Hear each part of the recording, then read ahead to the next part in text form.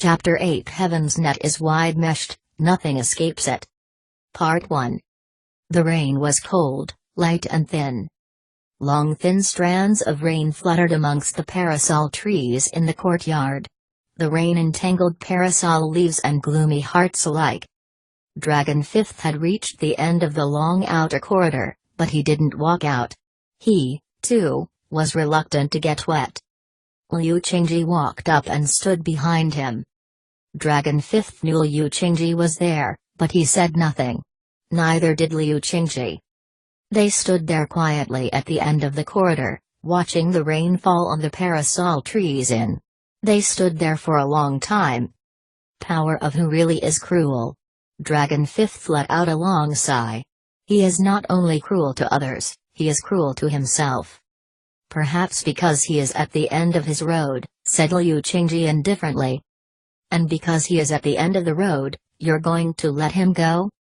I'm also a cruel person. No, you're not. Liu Qingji laughed, but it wasn't a happy laugh. Dragon Fifth looked back at him. At the least, you will let him maintain his reputation. Because his reputation wasn't stolen. He earned it through suffering and hard work. I can see that. I don't have any personal animosity toward him. I don't want to see his reputation ruined. But you're not bringing him to justice. You're not making him return the things he stole. No. I don't need to. Don't need to? He is a very intelligent person. I don't need to make him. He should come to me himself to resolve the issue. And so you're waiting here for him to come. Liu Qingji nodded. And the case is still not closed. Not yet. Dragon Fifth muttered to himself for a moment, then said, if he's willing to return the stolen property, willing to solve all the problems himself, then the case will be closed. No. Why?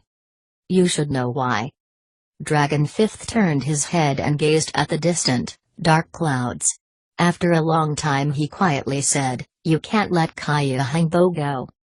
I can't. His face suddenly was filled with a very solemn look. No one can violate the law, or universal truths.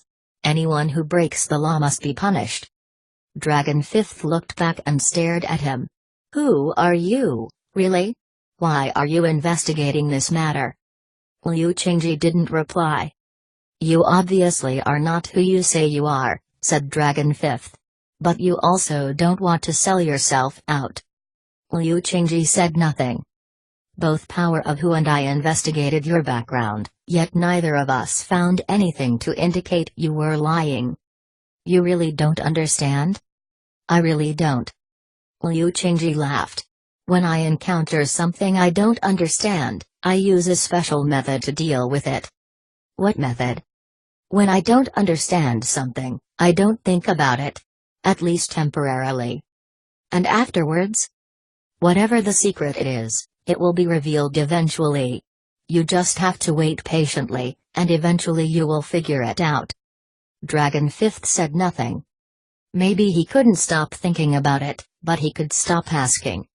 The rain fell in sheets, twilight grew deeper and deeper. Light footsteps could be heard. Then a hand was visible, carrying a lantern, walking slowly down the gloomy corridor.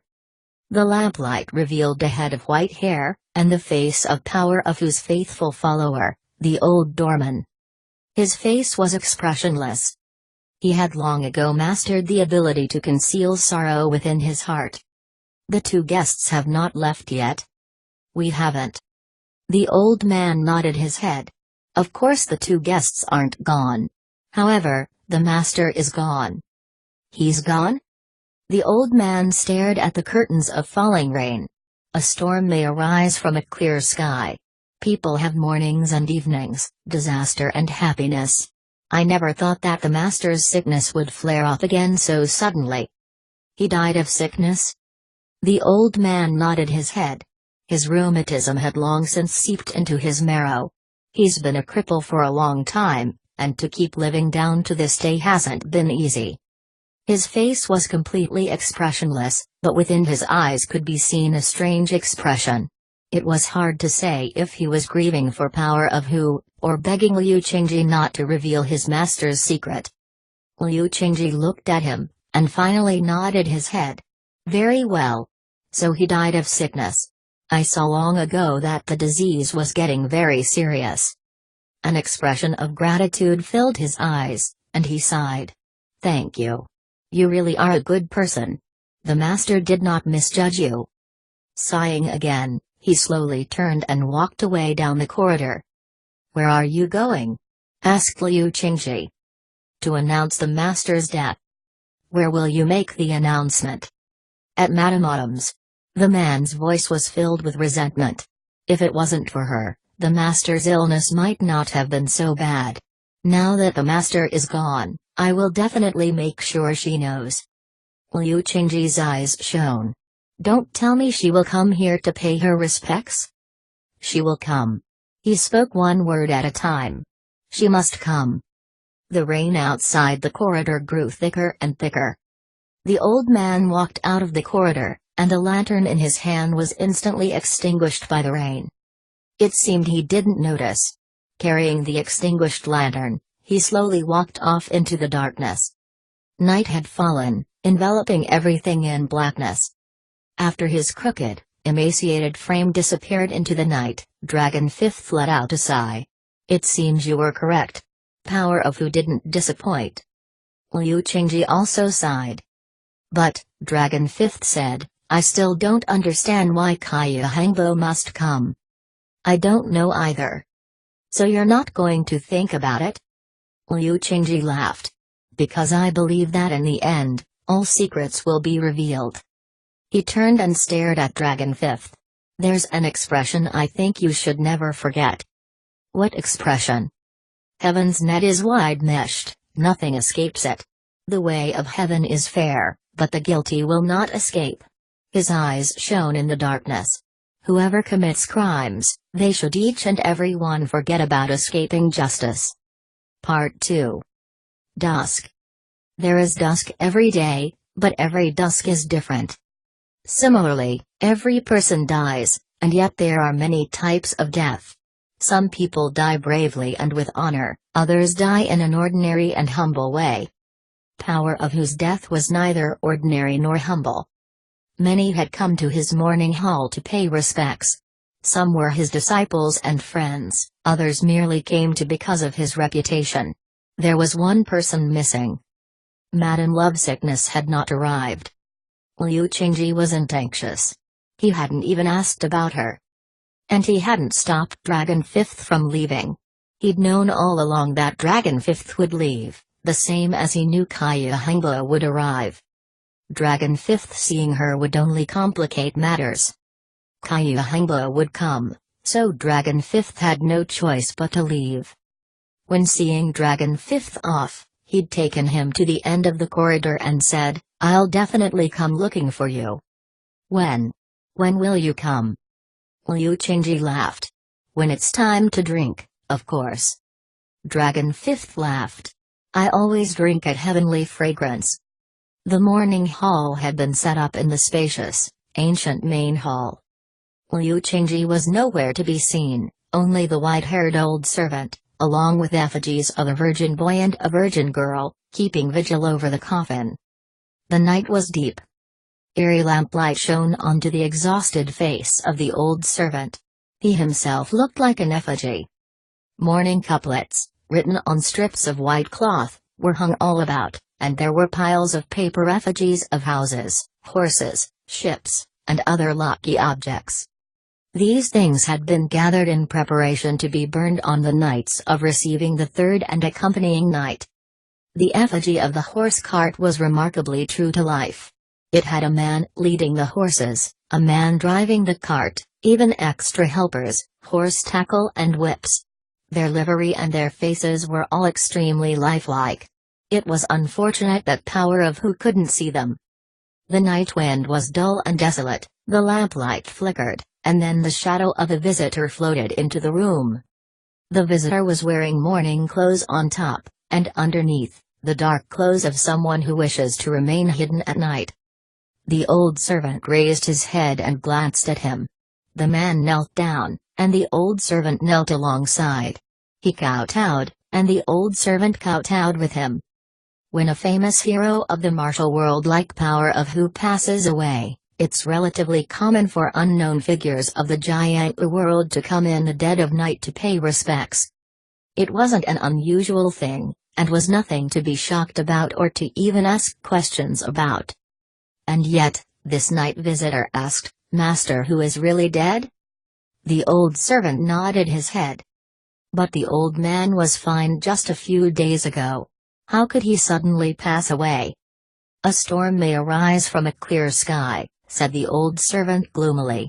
"People have mornings and evenings, disaster and happiness. These matters, no one can predict." How did the old man pass? It seemed this passing visitor was very interested in Power of Who's death. "He died of sickness. He had a very serious disease." The visitor let out a long sigh. "I didn't see the old man for such a long time. I had no idea I would never see him again." "Sadly, you were just a bit too late. Would it be possible for me to pay homage to his remains?" It seemed this visitor couldn't let go of the idea of seeing Power of Who. "No." The old servant's response was very direct. "Others can. You can't." The visitor seemed shocked. "Why not?" The old servant lowered his head.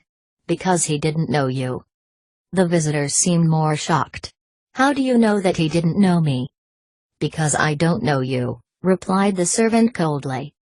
"So you know everyone he knew?" The old servant nodded. The visitor also lowered his head. "And if I'm set on seeing him?" "I know that you don't want to see him," was the cold response. "The person who wants to see him is someone else." The visitor frowned. "Do you know who does want to see him?" The old servant nodded again. With a cold laugh, he said, "I'm only confused about one thing." "What's that?" "Madame Wadham doesn't think the master is dead, so she wants to see his corpse. Why didn't she come herself, instead of sending a five-gates thief like you to harass his spirit?"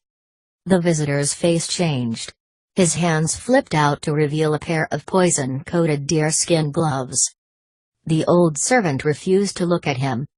The visitor laughed. "Even if I'm just a five-gates thief, I can still take your life." It seemed he really was ready to spring to action, but at that exact moment, a cold laugh could be heard. "Shut your mouth and get out of here. Get the hell out." The voice was mesmerizing as if it had emanated from heaven. A third person could not be seen in the morning hall, and it was impossible to tell where the voice came from. The old servant did not seem shocked at all. His face was completely expressionless. "So you finally came," he said coldly. "I knew you would come." Part 3. The visitor backed up step by step, until he was gone from the morning hall. Left behind was only the white-haired, haggard old servant, illuminated by the desolate, eerie lamp. And then, the entire morning hall was filled with a voice. "Justice of Who?" She was addressing the old servant by name. "Since you knew I sent him here, why wouldn't you let him see the master's remains?" Justice of Who's reply was just as clear-cut. "Because he's not worthy." "And me? Am I worthy?" "The master predicted that you wouldn't believe he was really dead." "Oh? Therefore, he instructed me to wait for your arrival before sealing the coffin." "Don't tell me he wants to see me one more time, too?" She was laughing. Her laughter was both beautiful and sinister. As the laughter was ringing out, the paper effigies suddenly shattered into millions of pieces. Countless shreds of paper flitted about the morning hall like colorful butterflies. And within the flying butterflies, a person floated down, looking like a beautiful white flower that had just bloomed. She wore a long, snow-white robe, and her face was covered with a white gauze veil. Her body looked like a white cloud that in an instant alighted in front of Justice of Who. His face was still completely expressionless. He'd known Madame Lovesickness would arrive. He'd known long ago, and had been waiting for her for a long time. "Can I look at the master's remains now?" Of course you can, said Justice of Hu calmly. Who knows, perhaps the master really did want to see you one more time. The coffin was not sealed. Power of Hu lay quietly within, seeming more serene and peaceful than he had in life. Perhaps it was because he knew that no one in the world would ever again be able to force him to do things against his will. Madame Lovesickness finally let out a soft sigh. It seems he really is gone. It seems you're happy he went first. Because I know that dead people can't take anything with them when they go. He's definitely not taking anything with him. If he's not taking anything with him, then he should leave those things for me.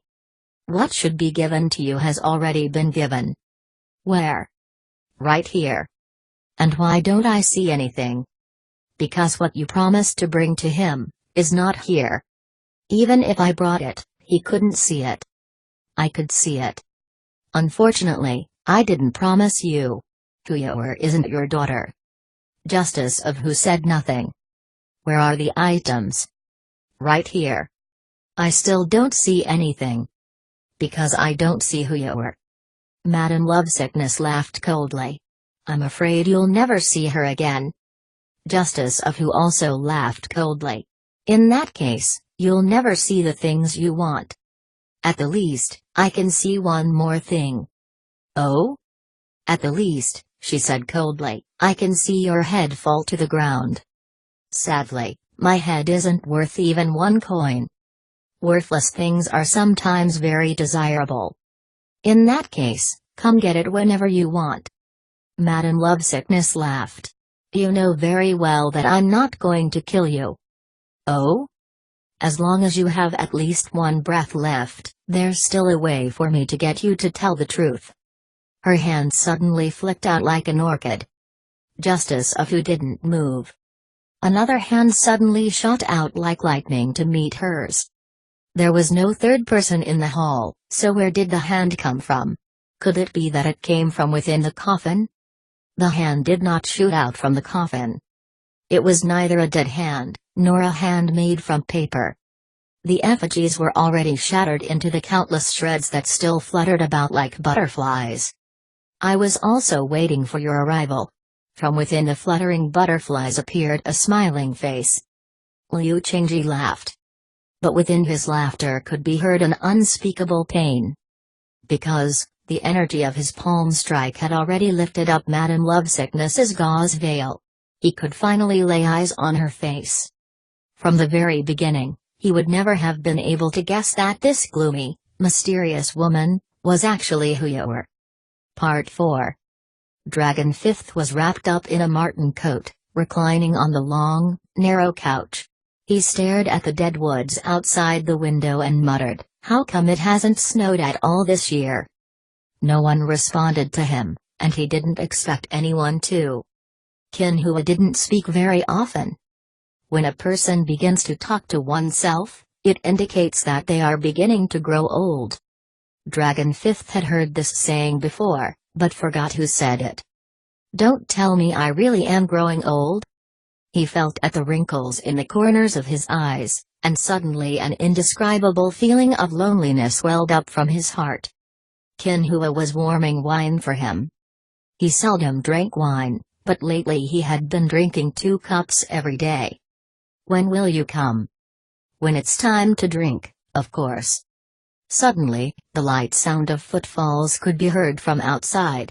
A waiter appeared, wearing dark green clothes and a small cap. He carried a small platter, upon which was a soup bowl, covered. Dragon Fifth turned his head and suddenly laughed. Are there 3 hands in the soup bowl this time? It was Liu Qingji.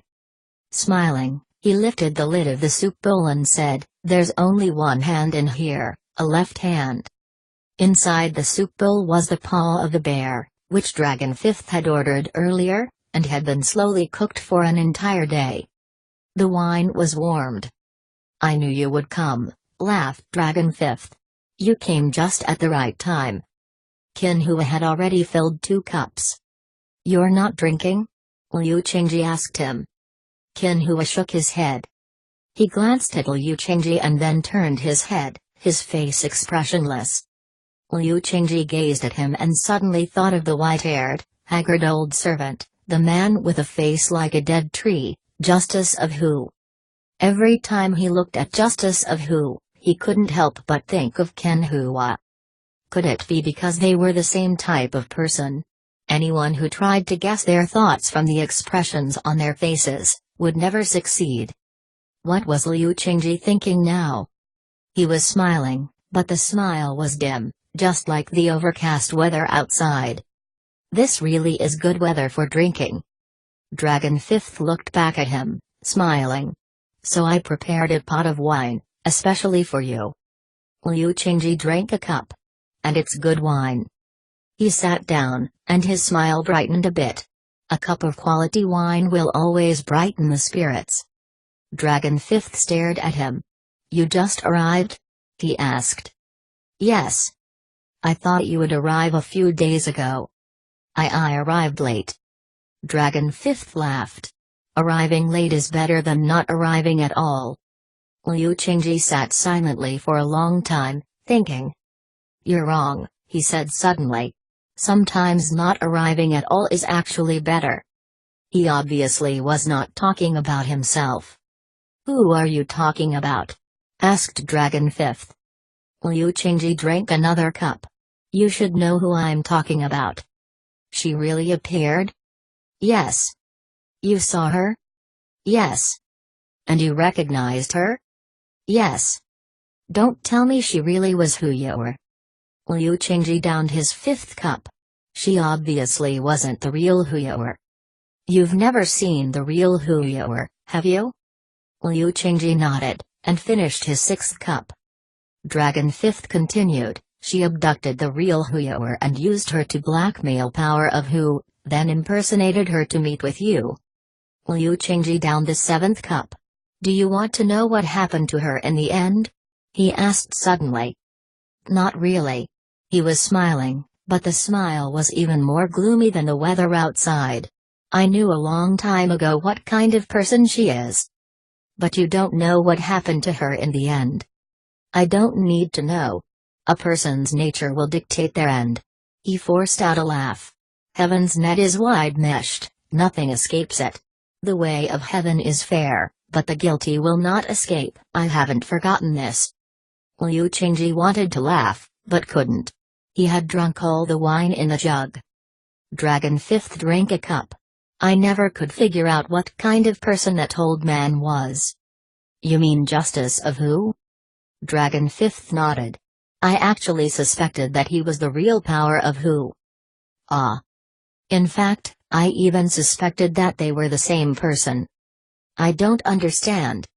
Did you ever hear the story of a person in Jianghu called the Uang brothers? I have heard. The Uang brothers weren't actually two people. He was a man whose name was the Uang brothers. Yes, I remember. The Uang brothers was actually one person. Couldn't it be possible that Power of Hu was actually two people? Liu Qingji finally caught on. Did you ever think of that possibility? Asked Dragon Fifth. Never. The relationship between two people can rarely be understood by a third party. He couldn't help but glance once more at Ken Hua. What exactly was the relationship between him and Dragon Fifth? Was there something more than met the eye? He sighed. In any case, we will never know the answer to the mystery. Why? Because Justice of Hu also didn't leave the morning hall alive. Justice of Hu also was gone. Did the word also contain another meaning? Were there other people who also died in the morning hall? Dragon Fifth didn't ask. He didn't want to ask, and couldn't bear to ask. In any case, the case is finally closed, he said. He extended the wine jug, which had just been replenished, and refilled Liu Qingji's cup. Liu Qingji downed another. I never could have imagined that the case would be closed in this way. How did you think it would end? Did you really suspect me from the beginning? Liu Qingji didn't answer his question. Instead, he said, you're fundamentally a very suspicious person. Why? Because down to this very moment, I can't see through you. And what about you? Who can see through you? Dragon Fifth laughed. I always thought it was strange. Why could Power of Who and all his people not learn the truth about you? Liu Qingji laughed. Because there's no truth to learn. Dragon Fifth stared at him. One word at a time, he said, can you finally tell me who are you? You and Power of Who both went to that little town, said Liu Qingji coolly. You both investigated me. And we both found out nothing. Of course you didn't. He smiled. It's because I was born in that little town, and I lived a very normal life. And now? Now I'm just a local constable there. A look of shock covered Dragon Fifth's face. A person like you, just a local constable from a small town? Liu Qingji nodded. You couldn't learn anything about my history because you never imagined that I really was just a small-town constable. Dragon Fifth let out a long sigh, and then laughed bitterly. I definitely never imagined. You both only met me because my superiors ordered me to get involved with the case. Otherwise you would never have known that there was a person like me in the world. Are you telling the truth? You don't believe me? I believe you. But there's still something I don't understand. What's that? A person like you, why would you choose to be a local constable? I've always done whatever I feel like doing. You always wanted to be a constable? Liu Qingji nodded. Dragon Fifth laughed bitterly. Some people want to be famous heroes. Some people want to have a high position and a handsome salary. Some people seek fame and some people seek riches. I've seen all these types of people before. But you've never seen a person who wanted to be a constable? There are definitely not very many people like you. There are plenty of famous heroes in the world, so there should definitely be some people like me, people who are willing to do that which others won't do, or aren't willing to do. He smiled, and this time it was a happy smile. In the end, there have to be constables. And if a person can do what they want to do in life, shouldn't they be happy? _